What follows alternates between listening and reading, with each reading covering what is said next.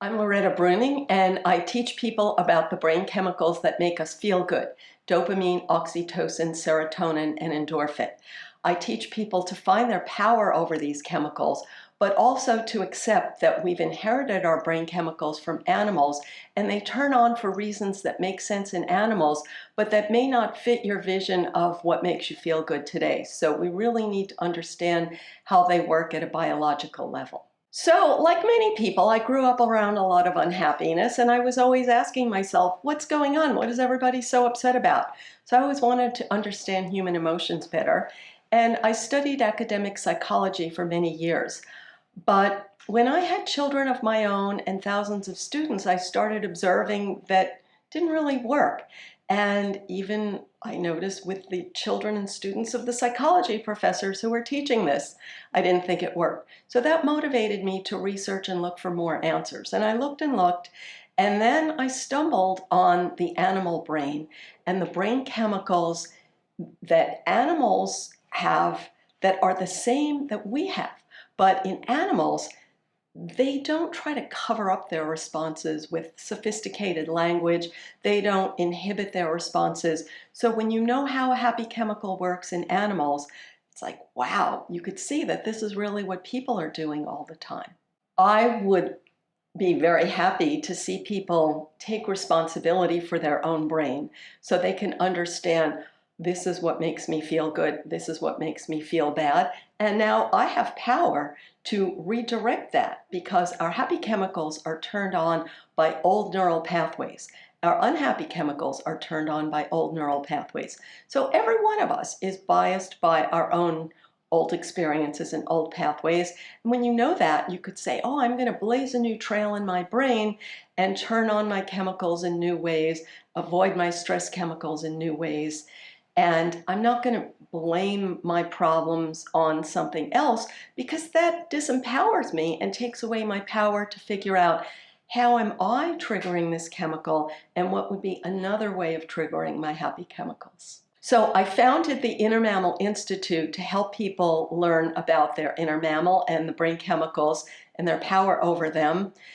And my website is innermammalinstitute.org, and it's full of free resources for every learning type. So whether you like to read or listen, whether you want short form or long form, I have lots and lots of resources, and most of them are free, but I also have a lot of books.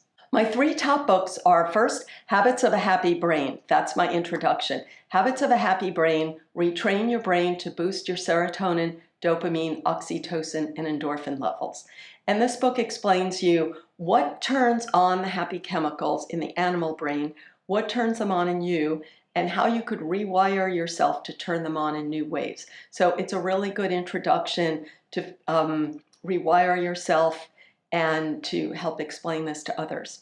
Then I have a book called Tame Your Anxiety, which is about the stress chemical, cortisol. And it's the same thing, that our inner mammal has a very valid reason for turning on the cortisol, the stress chemical, but each individual is wired by the cortisol of their unique individual past.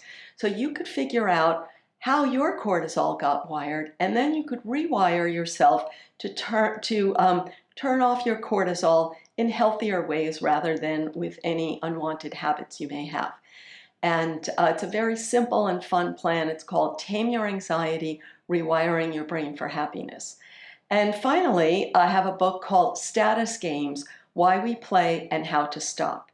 Now, what researchers discovered in the past century is that mammals are extremely competitive with each other, and every mammal is always trying to be in the one-up position. And we actually feel good when we get the one-up position, because it stimulates our serotonin. Now, no one likes to admit this in themselves, even though we easily see it in others.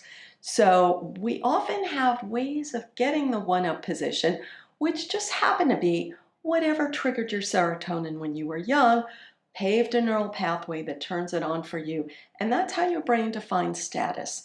And then you have to repeat that over and over, because our brain only releases the good feelings in short spurts.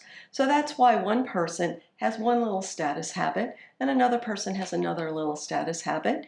And when you're not able to get that one-up position, Your inner mammal sees it as a survival threat because in the animal world, the individual in the low status position gets fewer resources, and it really does threaten the survival of their genes. So we've inherited a brain that like overreacts to stupid minutia about who's in the one-up position in each moment.